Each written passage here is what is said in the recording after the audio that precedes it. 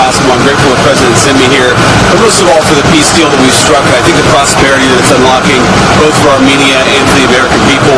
We're excited to go on to Azerbaijan from here. Obviously, the President, part of striking peace is actually the first step, but part of the keeping the peace is what we're doing today, which is building upon it, making sure that we have the economic interdependence between Armenia and Azerbaijan that's necessary to make the peace deal stick.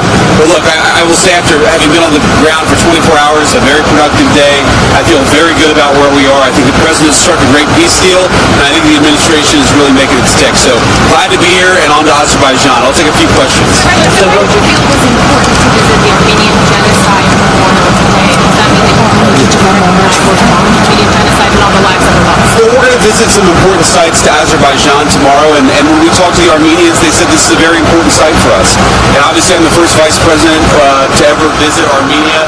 They asked us to visit the site. Obviously, it's a very terrible thing that happened a little over 100 years ago, and something that is just very, very important to them culturally. So I thought, out of a sign of respect both for the victims, but also for the Armenian government that's been a very important partner for us in the region, to Prime Minister Pashinyan, I wanted to go and pay a visit and pay my respects. Mr. Vector, can you talk to us about the Greenland talks, what the U.S. will be getting that it doesn't already have so far in the framework you guys are working on? Well, look, it's very early in the Greenland talks. I know that we've been working quite a bit on this over the last few weeks, but it's just very simple. Greenland is very important to the national security of the United States of America. I do think that some of our allies have underinvested in Arctic security, and if we're going to invest in Arctic security, if we're going to basically pay a lot of money and be on the hook for protecting this massive landmass, I think it's only reasonable for the United States to get some benefit out of that, and that's going to be the focus of the negotiations here over the next few months.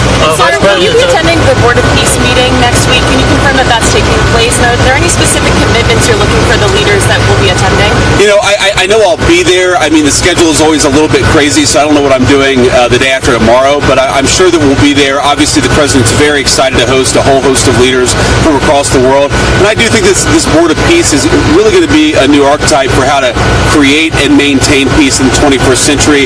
As important as the United Nations is, as the President of the United States has said, the United Nations very often, I think, has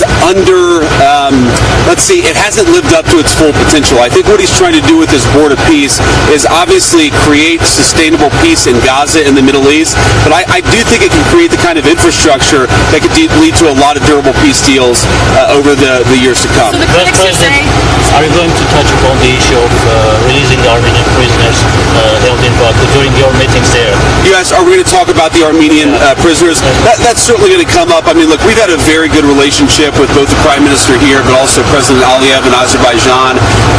I heard the Prime Minister say this yesterday, actually, that he's optimistic about the peace deal based on where we are compared to where we were just a few months ago. So we're certainly going to raise a number of topics, but I think we're going to continue to work very successfully with the Azeris and the Armenians. Mr. Vice President, sorry. Yes. You mentioned 5 and 4 billion support. Could you clarify what exactly this refers to? Because your statement is being misinterpreted from some circles. Could you say that again? Sorry. You mentioned 5 and 4 billion support for Armenia. And could you clarify what this exactly referred to? Because some misinterpretation. Well, one of the things that we signed yesterday, but also one of the things that we are working on in some of our meetings, is a lot of investment that's going to come to Armenia because of some of the good deals that we've struck between President Trump and Prime Minister Pashinyan.